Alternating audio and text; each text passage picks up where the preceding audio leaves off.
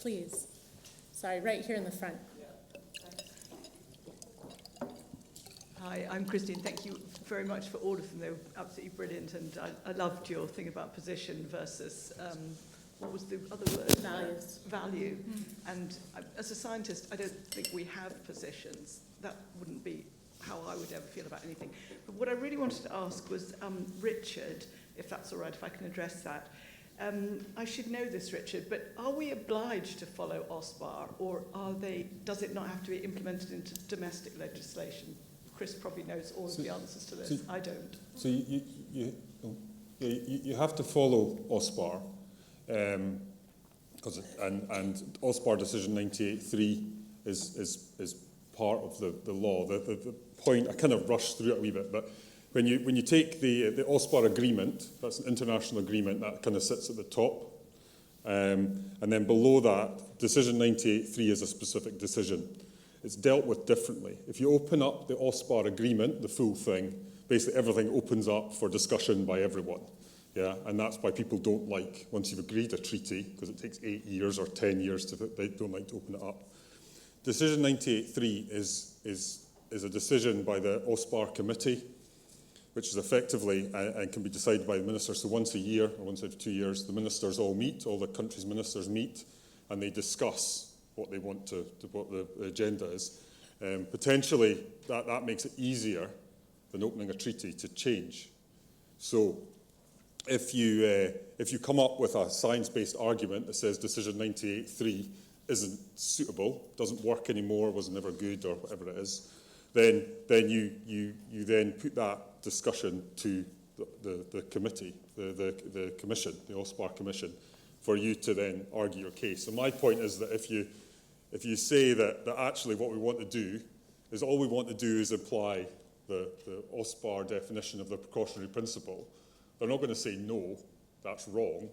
You would apply that. They would apply that, and you could change the 98.3 requires just a decision within that committee meeting that you have to change it. So it's an easier way to do it. It doesn't mean that you can just ignore it today, but it's an easier way to go about changing stuff than actually opening everything up. And therefore, if you're going with a science, I think you can argue, science-based approach, this is the evidence, gives you a very strong argument if you pitch it to them. So I can't say it's got to change, that was my suggestion. Yeah. Thank you, Richard. Yeah. Thanks, everybody. So we've got a question from Bethany Wills online. It says, thank you for the great talks. It's fantastic to see marine social research as the opening session. What strikes me across these talks is the importance and influence of scale. As a government analyst, I see us focusing on stakeholder groups or subsections of these groups over targeting the public or society. Simon decommissioning looks like a niche subject on the surface, so how do we work together to capture the public's values and give them space in decision making? And that's to everybody on the panel. All right. Okay, how do we do that?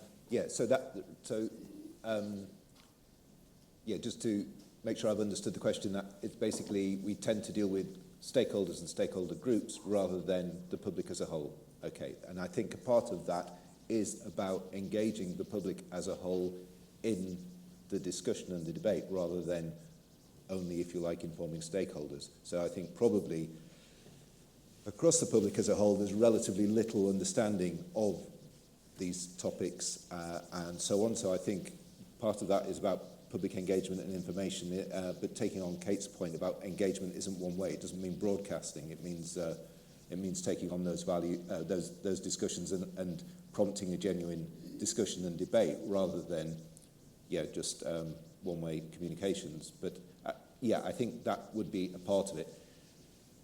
I think that's where, and I would say this, I think heritage has a role in that. It's talking about how we've come to this place and how society has created these sets of circumstances. Basically, our subject area is about the relationship between people and the environment over time.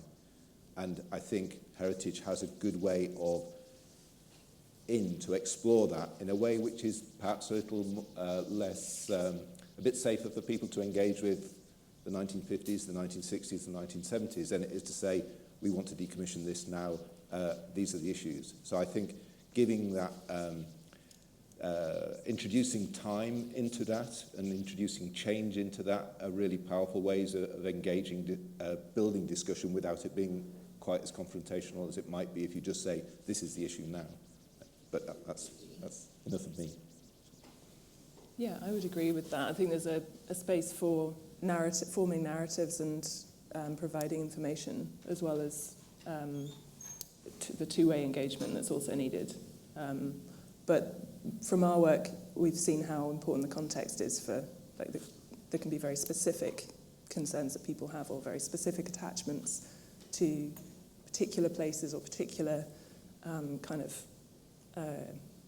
structures, if you want to call them structures. So it's incredibly challenging to get everything right. But yeah, I would agree that I think making it a safe, kind of comfortable conversation for people rather than a confrontation is a key part of that.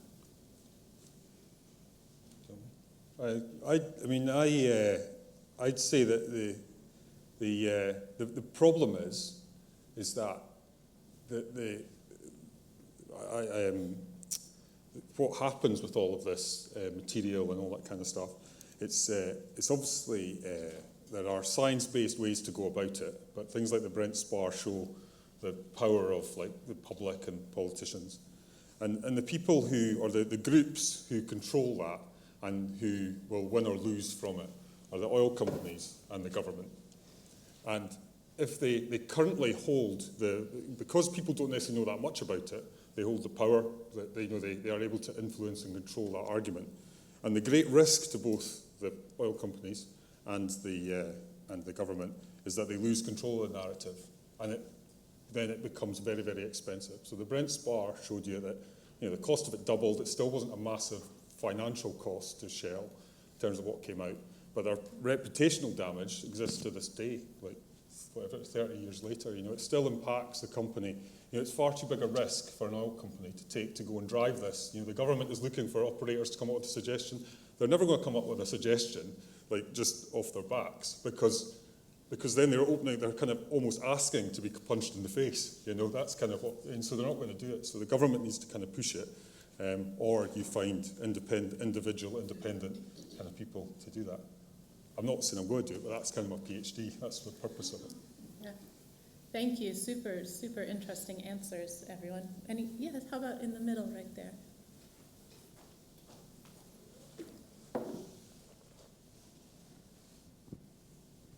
Thanks very much. Sam Fanshawe from Blue Marine Foundation. I'm really interested in this balance of power and money over all of this. And one of the points that was made was that science, it should be unbiased, should not have a position, etc. But how is science and engagement funded is the big elephant in the room in terms of those with the funding and who make the decisions about where that funding goes generally are not unbiased. How do we navigate that to ensure that science is driven with an ecosystem holistic-based approach rather than by the positions and values of those that fund the science? An open question. Great question, and I pass that to the panel, of course. So I think the science can't separate itself from those positions. It just has to live with them and wear them and be explicit and open about them. So I don't think you can detach. You've got to acknowledge and sort of lean into that, but by being explicit about that. But in terms of, so I think how do you then unlock the funding to accept that? I mean, there's that difficulty as well. If it's not objective, it can't be. We can't fund it, kind of thing. But I think it's just really how you frame your objectiveness. Can it be contended? Is it sufficiently transparent and contestable? And then I think that's the debate that you need to take into society and through society's institutions, the ones that are funding it, whether it's on the if you like, government-led research or it's industry-led research, is to, in a sense, make it transparent and contestable, and then that builds a trust. That point that was being made about trust, absolutely fundamental to all of this, is how do you build trust? And that trust, I think, really arises out of it being transparent, but allowing people to contest it.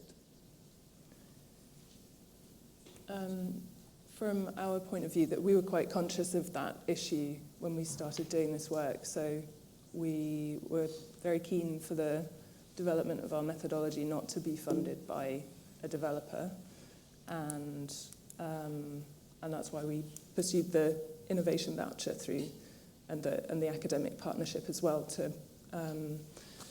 introduce different perspectives and different distance from the development process.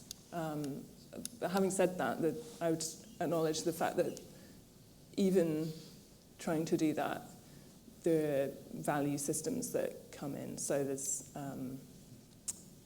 the perspective of a social science researcher obviously has, it drives the work in a certain direction. But if we didn't have that, then we'd have nothing. So we'd have no foundation for the work. And I mean, we would argue that it brings more credibility to what we're doing. But one of the main criticisms of the EIA process that came from community members who took part in the focus groups we ran was that we were biased and we were that our aims were to create more work for ourselves, or there's all this kind of distrustful kind of dialogue that was fairly, I think it's fairly consistent in these in this sort of context of the net zero aims. It's creating quite a lot of cynicism towards people like ourselves who are trying to practice in a way that recognizes value systems, recognizes that aiming for economic growth is a value system in itself. So, yeah, I mean, I think transparency is the key thing, and also having both an inside and outside perspective on our particular work. So we're engaged with people who are on the island, and the academic team are in Inverness. So I think you could expand that outwards. That was a very small, specific context, but generally I think having both the sort of EMIC and ETIC working together can be extremely helpful for sort of pulling out those value systems, or pulling out the any biases that might come from having one specific objective in mind. Do you want to add anything, Richard? We are just about out of time, but if you have anything you'd like to add, please feel free. I suppose on the transparency, if you look at like the Insight programmes, it's gone on for like 15 years.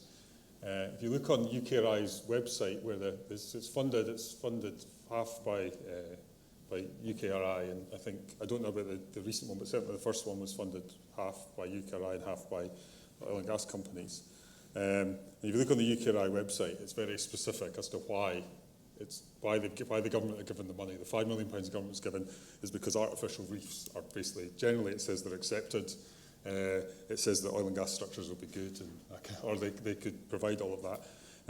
But none of it's mentioned, and like this is man-made structures rather than, and it's very it's obvious that the kind of key driver is what we're going to do with oil and gas platforms. Like that's the kind of driver, and it all gets kind of hidden below everything else. So I think there's a point, obviously, where that needs to come out, and that's that's the point where everyone gets to kind of see that. And I think it's very people have to control the narrative until you've got the information, otherwise everything goes wrong. The thing I always find interesting is that the wind farm companies never sponsor any of these things, and they're the ones who have the biggest. They're the ones who are going to cause the biggest changes, and they never do it. But there's a reason why they do that. If they keep their heads down and the oil and gas companies take it, then they'll get away with it, you know. So Great. I do work for wind farm companies as well as oil and gas companies. You did work for Woodford. No, they're quite happy with it. I know we still had a few questions in the audience, and I apologize that we don't have time to get to everyone, but I invite you to take time to find the speakers during the break, which is now. But first, let's please thank our panelists.